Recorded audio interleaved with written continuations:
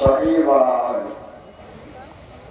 যেহেতু ইমাম বুখারী রাহমাতুল্লাহ আলাইহি ৬৭ মুখস্থ হাদিস থেকে ওনার ওস্তাদের আদেশে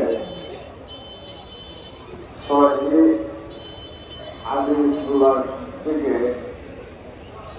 ৪,০০০ অথবা ৭,২৭৫ মাহাত্তর হাদিস দিয়া এই কিতাব বিনিয়োগ করছেন, সেই জন্য এটার নাম as-সহিহ। তার সাথে সাথে